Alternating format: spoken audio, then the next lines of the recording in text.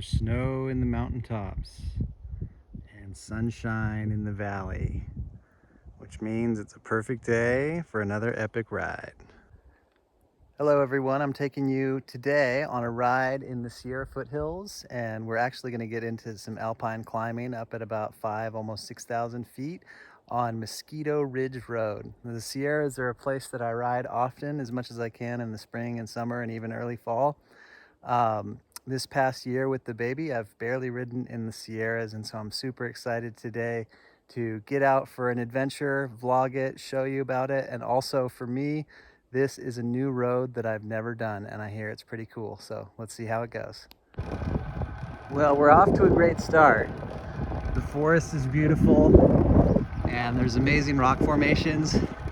It's a quiet road, and you start in the town of Forest Hill, or at least I'm doing that today. Super quaint town. And the beginning of the ride is actually a very gradual 9-mile downhill. However, there's a couple little uphills, which is the section that I'm on right now. And then you do a really long climb to a sequoia grove. And if you want to, eventually to a alpine lake. I don't think I'm gonna make it that far today. However, it seems like there's endless possibilities out here. Different loops, variations, dirt roads. Like I said, it's my first time here, and already very much happy to be here. Not disappointed at all. So I'm just about to the bottom of the first downhill. Pre-hydrated for this ride a lot because there may or may not be water on the route. Pretty sure there is at this time of year. I know that there's some campgrounds and hiking areas, and they have seasonal water. 3 bottles, and drank almost a full bottle right before the ride. So I needed to make a little nature break. Also just wanted to show you this crazy scenery. So far it has been incredibly dramatic. And you haven't had to work for it because you just started up above and are going downhill, but there's about to be a 15-mile climb, and then you have to climb this really gradual but definitely sinuous and continuous 9-mile ride back to Forest Hill. So it should be a good day of elevation gain. It's already very beautiful. The weather's perfect. It's like high 60s, low 70s, and should stay that way. Possible thunder showers in the afternoon. This ride, I hear, gets incredibly hot. So usually people at the bottom of the downhill like stash an extra bottle for the way back, especially if you can't refill. But yeah, this climb on the way out on a day where it's in the 80s, 90s, or 100, which is hundreds are pretty common in the summer, would be agonizing because there's a lot of rock and a lot of sun. But today it's perfect, so we'll continue on. All right, so a couple miles in on the big main climb today. Gorgeous forest, open enough to still see some nice vistas, some good shade, which is helpful. Somebody was ripping down the downhill and dropped their light, and this nice lady turned around and chatted with me a bit. This is a favorite for the locals. She said, yeah, I come here all the time. I was like, this is my first time here, but already one of my favorite rides ever. I mean, the road is empty. You can see the mountains. There's good shade. And so far I've seen more cyclists than cars, which is also a key ingredient for the fave ride. So we'll see how it goes. Legs are warming up slowly. A little sore at first at the bottom of that climb. It was steeper. It's leveled off. The pavement's much better than the first 10 miles, which was chip and seal. So that feels faster and smoother for the rolling resistance. Should be better for the downhill as well. Anyway, I will show you more sights, sounds, colors, tastes, and feels in just a sec. The rock formations have been a keen highlight so far. I love me a good climb with some beautiful rock on the side of the road.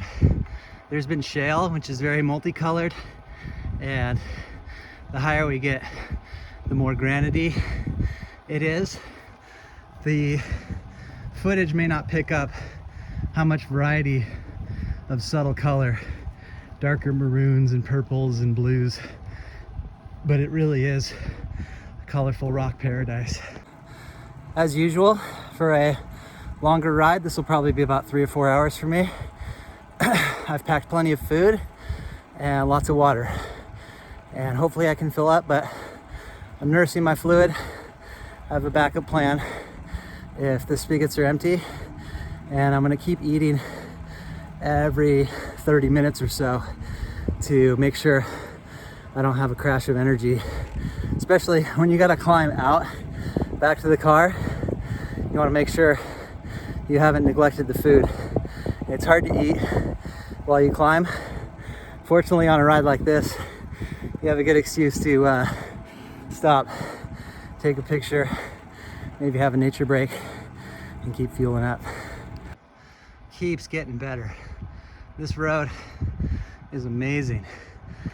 No hairpins, but a lot of character, a lot of sinuousness, and the side of the road is just this amazing cliff of rock. Beautiful woods, super green, some good wildflowers too. This place has got it all. All right, so about 16 miles in. The climb starts at around 9.5. So been doing this climb either 6 or 7 miles. The first mile was probably the hardest, and it's not hard in terms of gradient. The pavement's really nice, but it's hard mentally just knowing that you start to get tired after a few miles of uphill, especially with more of a gymnast body that I have from doing handstands. And you got 15 miles total of climbing. But the best thing to do when you have a really long climb like this is to not overthink it. Just focus on getting to the next K, getting to the next mile, and make sure you keep having food and drink. I like the blocks for climbs. They can spike your blood sugar, which is the problem, especially if you don't have a good breakfast, at least for me anyway. But they're really easy to chew and swallow on a climb. And I like to keep riding, not stop too much to maintain rhythm on climbs. But if you're uncomfortable with that, definitely take breaks, fill your bottles when you can, eat little bits of food consistently. For me, at my pace, doing this is gonna be over an hour and a half of pure climbing. So you gotta keep fueling when the climbs go up and up and up. Anyway, there's been some motorcycles, which isn't bad because they don't crowd you, but it does add some noise pollution. Aside from that, air is super fresh, forest is awesome, scenery is beautiful, and I'm pretty sure May is the best time of year to do this ride. I did that by accident, but I may have nailed it on the first try. We'll see if I come back this summer or fall when it's probably gonna be baking hot. I'm sweating a ton. There's a little cloud cover and some humidity, and it's definitely warm, but not too hot. This would be brutal on 90, 100 degree temps. So be careful if you come here in the summer. Something to note is this white flowering ceanothus, which is really pretty. It's a lot wispier than the kind that you normally see in chaparral countryside. This is very prevalent in the riding in Santa Barbara, for instance, which is a great place to ride. And you can tell the climate's different. It does have that nice honey smell, which is accentuated by the spring and summer temperatures, and it's just a nice feature. It's something different. Most of the Sierras don't have that. In fact, I've never seen that in the Sierras, having cycled there since I was 18. So something that's very cool about this ride and unique. Another unique thing, I don't really think it's cool, but it is what it is. So far, no creeks, no water. Usually when you do a climb in the Sierras, especially one that's 15 miles, you see water. I'll let you know if I do. There's a cool river at the bottom of the climb.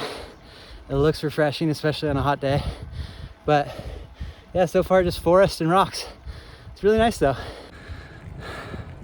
So getting up to about 5,000 feet elevation, the feeling in the forest is starting to change a little bit. Still a lot of the same type of trees, but there's some alpine meadow and there's some white fir, which are my favorite high alpine trees. They mostly exist around 7,000 feet, but you don't see them much below 5. Getting a little breathy up here. Climb's almost done though, which is cool. There's a little bit of mountain rain and the humidity increased. I recommend always having a shell when you ride in the mountains, unless you know for sure it's deserty and you won't come upon a storm.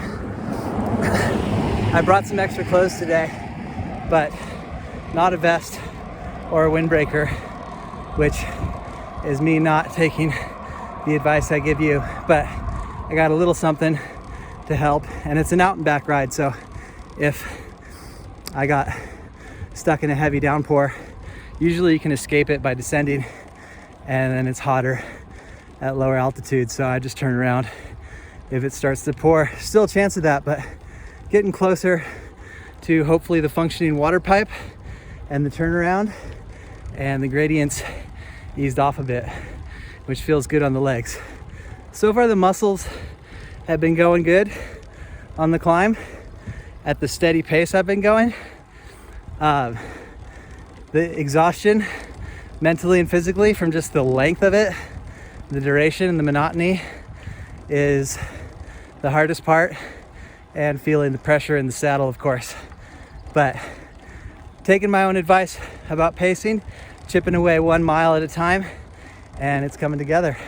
See you at the turnaround. Not sure if you can see, there's some steam coming off the road. Pretty good rainfall for a minute, but there was blue sky ahead, so I decided to continue. There's some flat bits near the top, which are good for a couple reasons. You can work on the downhill, keep your blood pumping, stay warm, and also if it's a flat bit, you get closer to mile 25, which is the turnaround, a lot faster than if it's kicking up to 8%. So I don't have an altimeter, but if your bike computer shows you what altitude you're at and you get an accurate reading of when the turnaround is, you can use that to gauge how much more climbing. Otherwise, there's markers every mile from Forest Hill to mile 25, which is the Sequoia Grove, where I'm going to turn around. And we are in the Big Trees Forest Trail, and we've got a water fountain here that does not work. Fortunately, the rain cooled me off. The sun's coming back out. I nursed my water. I still have almost a full bottle, so I'll just take sips of that on the climb out. I'm sure that I'll run out and be a little thirsty the last mile or two, but I've got enough electrolyte blocks and fuel for the trip home, so I'm feeling pretty confident about that.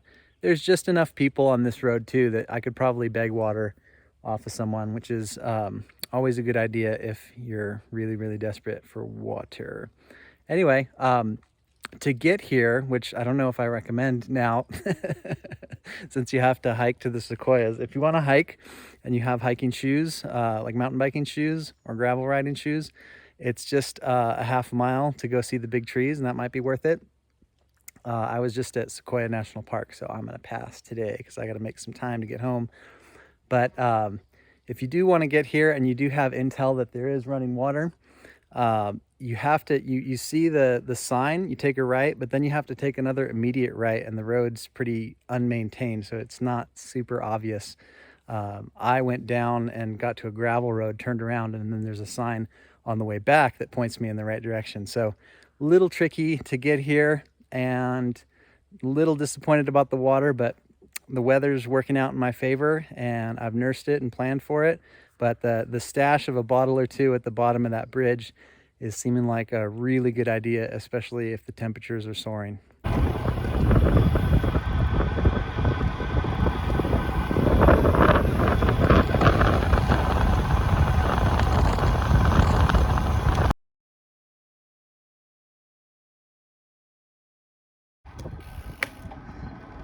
And this downhill is definitely magical.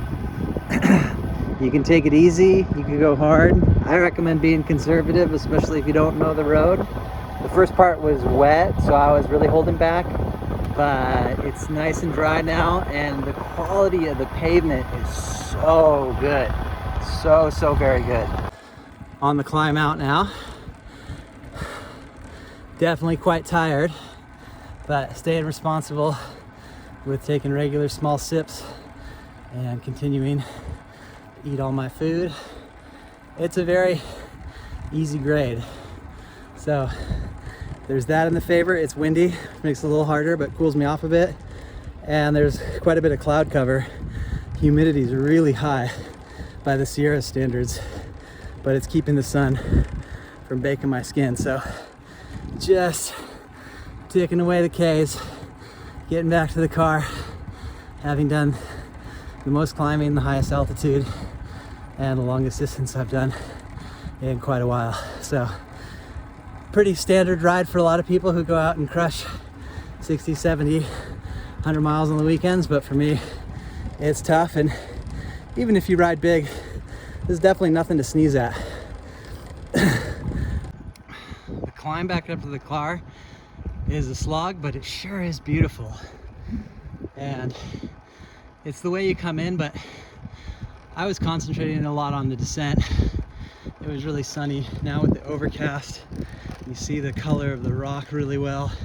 The slow motion climb I'm doing out of here just gives me a chance to take it in. Wonderful forests, extremely green, beautiful rocks, beautiful view of the mountain I just climbed up. And now I'm out of the canyon. The lower part was really windy, but it's mostly not too windy. A little bit of a breeze to cool you off. A lot of cloud cover. It's warm and humid. Nursing my water, not out yet. And you get this mile-long downhill just when you need it. Been looking forward to this for a while. One more mile of the climb. Gradient's pretty easy. Pavement's really smooth. Air's cooling off. I'm whooped. This has been a solid and amazing ride, but I'm also grateful that the end is nigh. And I'll get some water. I finished my last sip at about 1.5 miles to go. So perfectly timed finish with a little easy gradient back to the car. Just gorgeous scenery around here. Forest Hill area, Mosquito Ridge, French Meadows Lake, highly recommend for cycling. Thanks for watching.